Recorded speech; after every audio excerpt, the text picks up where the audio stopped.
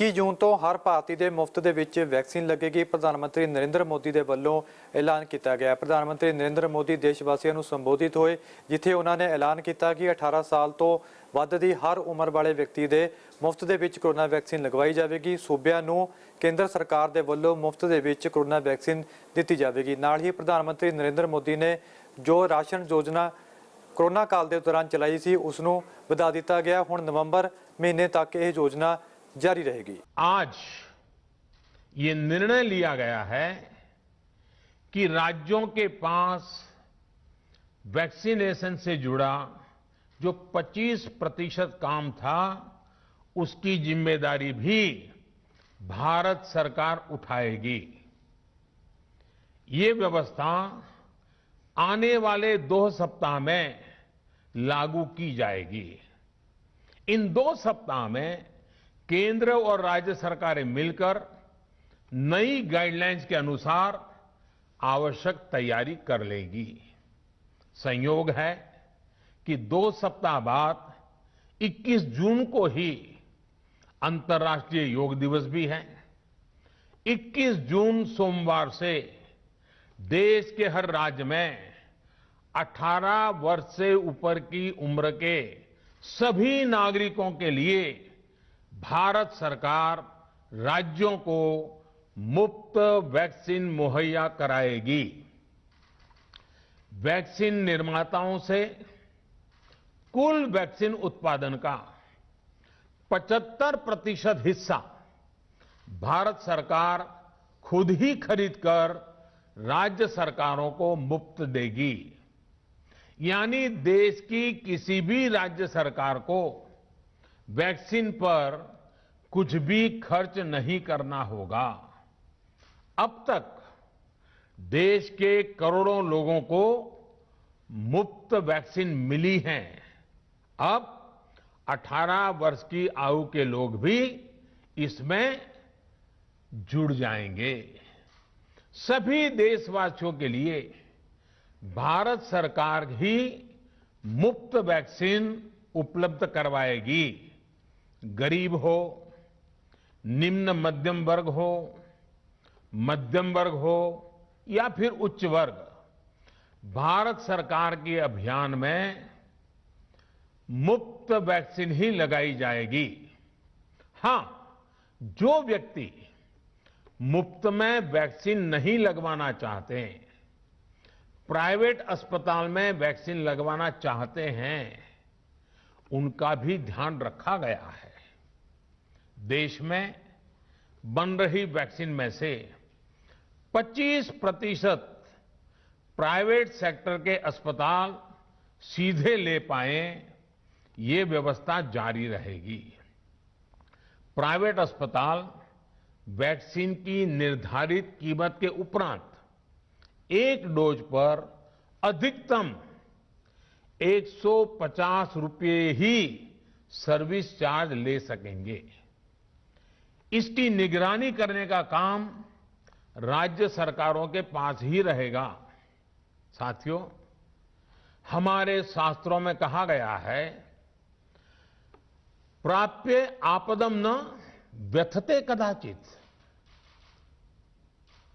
उद्योगम अनु इच्छति चा प्रमत्तः।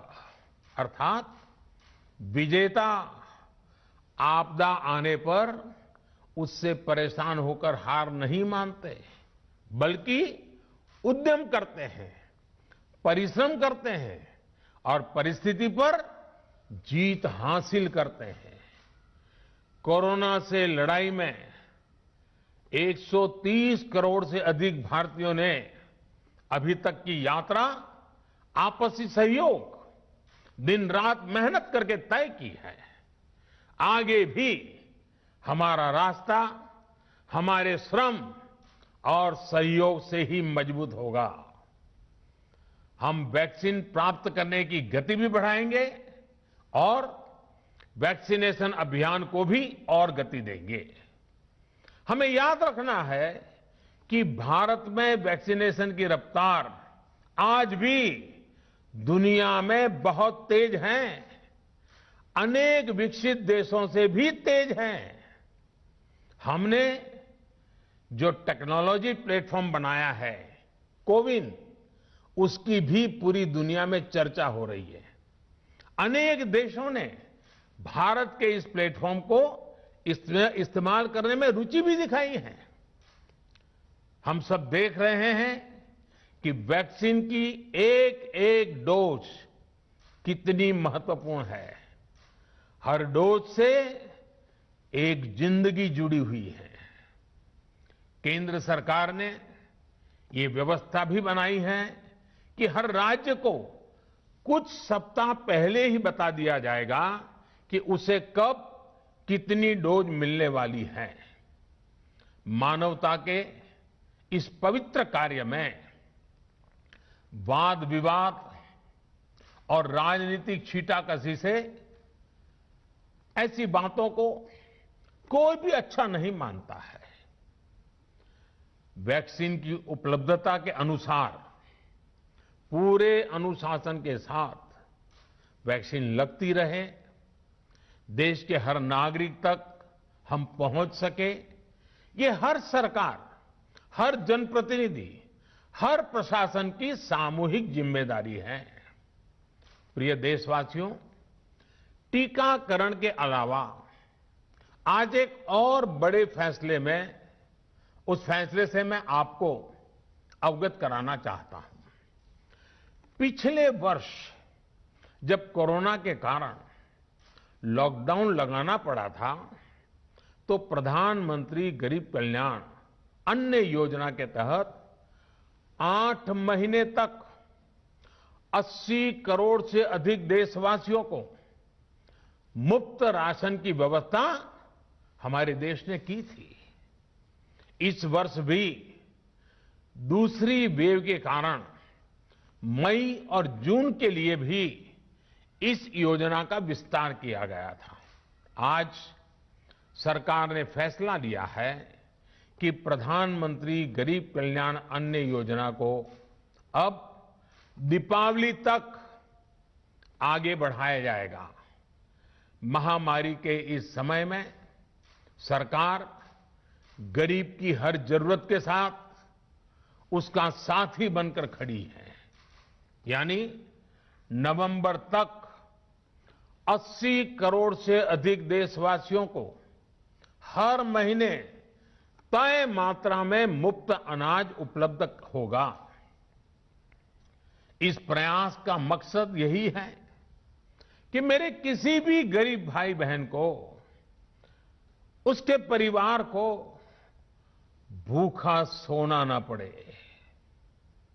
साथियों, देश में हो रहे इन प्रयासों के बीच कई क्षेत्रों से वैक्सीन को लेकर भ्रम और अफवाहों की जानकारी चिंता बढ़ाती है। ਇੱਥੇ ਰੁਕਦੇ ਹਾਂ ਇੱਕ ਛੋਟੀ ਜਿਹੀ ਬ੍ਰੇਕ ਦੇ ਲਈ। ਬ੍ਰੇਕ ਤੋਂ ਬਾਅਦ ਵੀ ਪ੍ਰਧਾਨ ਮੰਤਰੀ ਨਰਿੰਦਰ ਮੋਦੀ ਦਾ ਸੰਬੋਧਨ ਜਾਰੀ ਰਹੇਗਾ।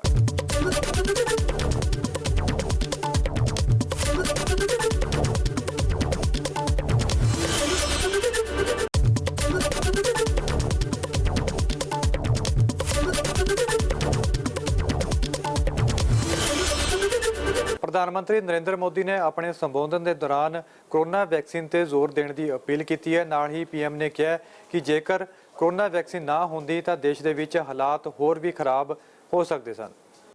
कोरोना की दूसरी वेव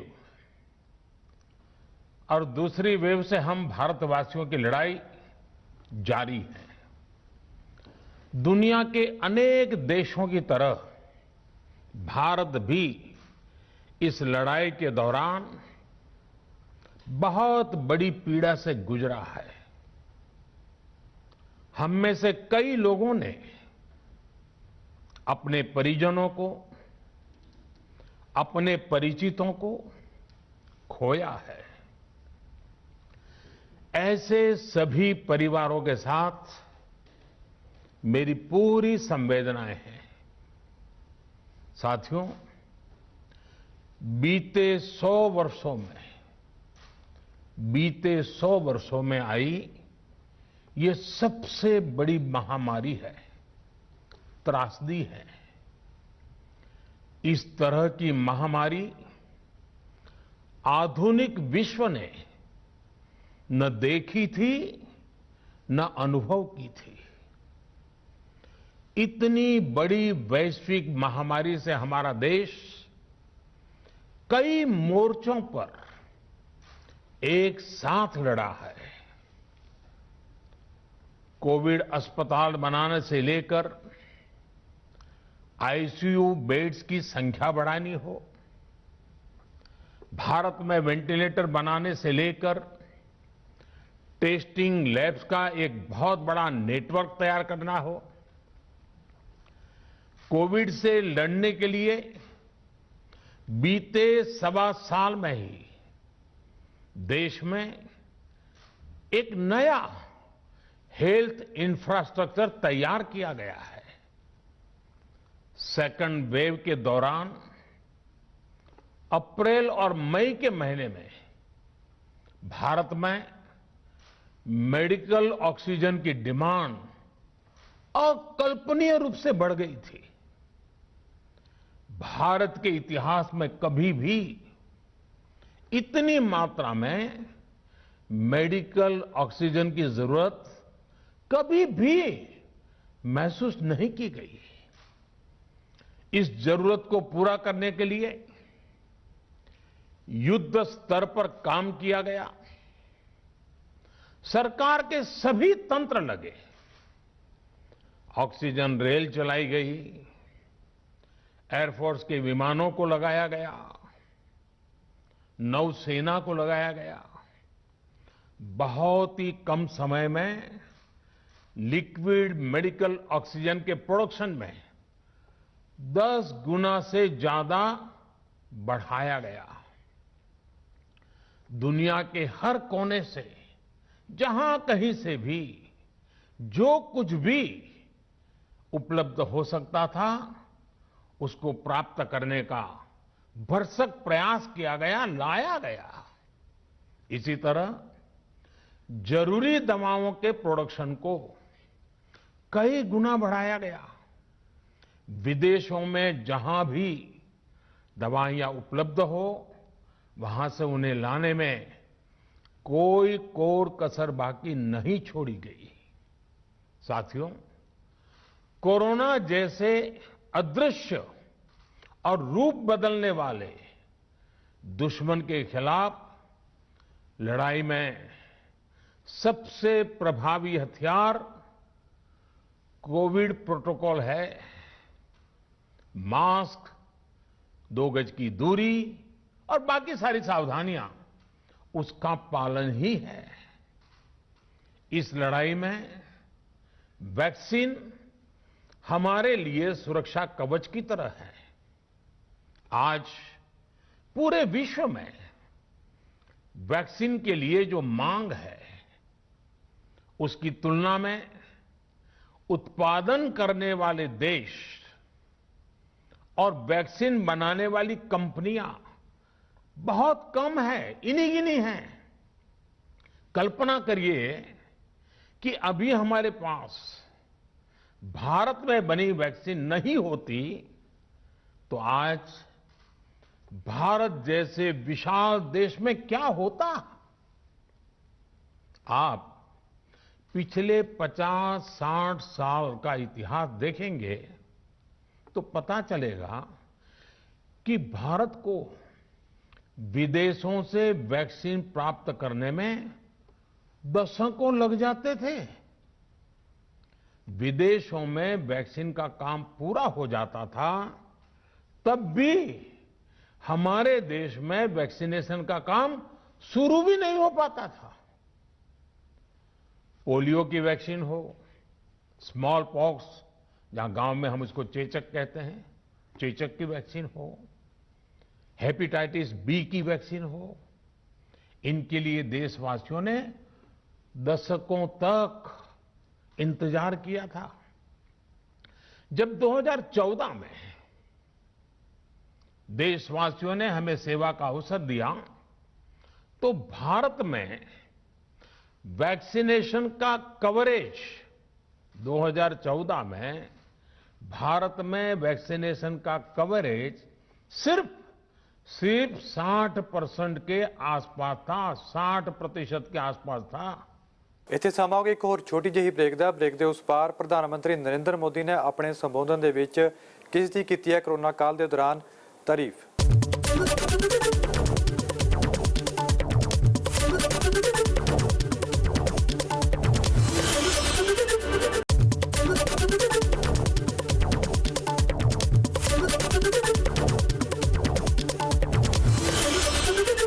ਪ੍ਰਧਾਨ ਮੰਤਰੀ ਨਰਿੰਦਰ ਮੋਦੀ ਨੇ ਦੇਸ਼ ਦੇ ਵਿਗਿਆਨੀਆਂ ਦੀ ਤਾਰੀਫ ਕੀਤੀ ਹੈ ਕਿ ਉਹਨਾਂ ਨੇ ਕਰੋਨਾ ਕਾਲ ਦੇ ਦੌਰਾਨ ਚੰਗਾ ਕੰਮ ਕੀਤਾ ਤੇ ਭਾਰਤੀਆਂ ਨੂੰ ਜਲਦ ਤੋਂ ਜਲਦ 2 ਵੈਕਸੀਨ ਤਿਆਰ ਕਰਕੇ ਦਿੱਤੀਆਂ ਨੇ। ਨਾਲ ਹੀ ਪ੍ਰਧਾਨ ਮੰਤਰੀ ਨਰਿੰਦਰ ਮੋਦੀ ਨੇ ਇਹ ਵੀ ਜਾਣਕਾਰੀ ਦਿੱਤੀ ਹੈ ਕਿ ਹੋਰ ਵੀ ਕਈ ਵੈਕਸੀਨ ਦੀ ਪ੍ਰਕਿਰਿਆ ਤੇ ਕੰਮ ਚੱਲ ਰਿਹਾ ਤੇ ਜਲਦ ਹੀ ਭਾਰਤ ਨੂੰ ਹੋਰ ਵੀ ਵੈਕਸੀਨ ਮਿਲ ਸਕਦੀਆਂ ਨੇ।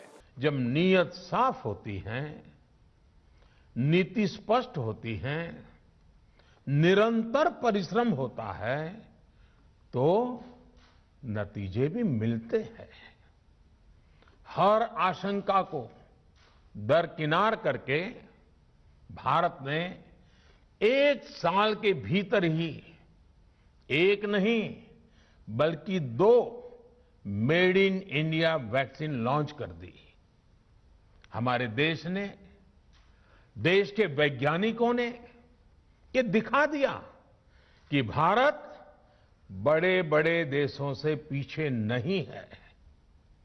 आज जब मैं आपसे बात कर रहा हूं तो देश में 23 करोड़ से ज्यादा वैक्सीन की डोज दी जा चुकी है। 23 करोड़। साथियों, हमारे यहां कहा जाता है विश्वासेन सिद्धिः, विश्वासेन सिद्धिः, अर्थात हमारे प्रयासों में हमें सफलता तब मिलती है जब हमें स्वयं पर विश्वास होता है।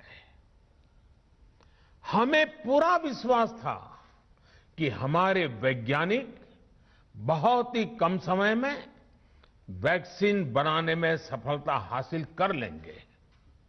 इसी विश्वास के चलते जब हमारे वैज्ञानिक अपना रिसर्च वर्क कर ही रहे थे, तभी हमने लॉजिस्टिक्स और दूसरी तैयारियां शुरू कर दी थी। आप सब भली भांति जानते हैं कि पिछले साल यानी 1 साल पहले, पिछले साल अप्रैल में जब कोरोना के कुछ ही हजार केस थे, उसी समय वैक्सीन टास्क फोर्स का गठन कर दिया गया था। भारत में, भारत के लिए वैक्सीन बनाने वाली कंपनियों को सरकार ने हर तरह से सपोर्ट किया। वैक्सीन निर्माताओं को क्लिनिकल ट्रायल में मदद की गई, रिसर्च और डेवलपमेंट के लिए जरूरी फंड दिया गया। हर स्तर पर सरकार उनके साथ कंधे से कंधा मिलाकर चली। आत्मनिर्भर भारत पैकेज के तहत मिशन कोविड सुरक्षा के माध्यम से भी उन्हें हजारों करोड़ रुपए उपलब्ध कराए गए। पिछले काफी समय से देश लगातार जो प्रयास और परिश्रम कर रहा है, उससे आने वाले दिनों में वैक्सीन की सप्लाई और भी ज्यादा बढ़ने वाली है। आज देश में 7 कंपनियां विभिन्न प्रकार की वैक्सीन का प्रोडक्शन कर रही है। 3 और वैक्सीन का ट्रायल भी एडवांस स्टेज पर चल रहा है। वैक्सीन की उपलब्धता बढ़ाने के लिए दूसरे देशों की कंपनियों से भी वैक्सीन खरीदने की प्रक्रिया को तेज किया गया है। इधर हाल के दिनों में कुछ एक्सपर्ट्स द्वारा हमारे बच्चों को लेकर भी चिंता जताई गई है। इस दिशा में भी 2 वैक्सीन का ट्रायल तेजी से चल रहा है। इसके अलावा अभी देश में एक नेजल वैक्सीन पर भी रिसर्च जारी है। इसे सिरिंज से न देकर नाक में स्प्रे किया जाएगा। देश को अगर निकट भविष्य में इस वैक्सीन पर सफलता मिलती है तो इससे भारत के वैक्सीन अभियान में और ज्यादा तेजी आएगी। साथियों, इतने कम समय में वैक्सीन बनाना अपने आप में पूरी मानवता के लिए बहुत बड़ी उपलब्धि है, लेकिन इसकी अपनी सीमाएं भी हैं। वैक्सीन बनने के बाद भी दुनिया के बहुत कम देशों में वैक्सीनेशन प्रारंभ हुआ और ज्यादातर समृद्ध देशों में ही शुरू हुआ। WHO ने वैक्सीनेशन को लेकर गाइडलाइंस दी। वैज्ञानिकों ने वैक्सीनेशन की रूपरेखा रखी और भारत ने भी जो अन्य देशों की बेस्ट प्रैक्टिसेस थी, विश्व स्वास्थ्य संगठन WHO के मानक थे, उसी आधार पर चरणबद्ध तरीके से वैक्सीनेशन करना तय किया। केंद्र सरकार ने मुख्यमंत्रियों के साथ हुई अनेकों बैठकों से जो सुझाव मिले, संसद के विभिन्न दलों के साथियों द्वारा जो सुझाव मिले, उसका भी पूरा ध्यान रखा। इसके बाद ही ये तय हुआ कि जिन्हें कोरोना से ज्यादा खतरा है उन्हें प्राथमिकता दी जाएगी। इस खास पेशकश ਦੇ ਵਿੱਚ ਫਿਲਹਾਲ ਇੰਨਾ ਹੀ। ਮੈਨੂੰ ਤੋਂ ਇਜਾਜ਼ਤ। ਦੇਸ਼ ਦੁਨੀਆ ਤੇ ਪੰਜਾਬ ਦੀ ਹਰ ਵੱਡੀ ਖਬਰ ਲਈ ਦੇਖਦੇ ਰਹੋ ABP ਸਾਂਝਾ।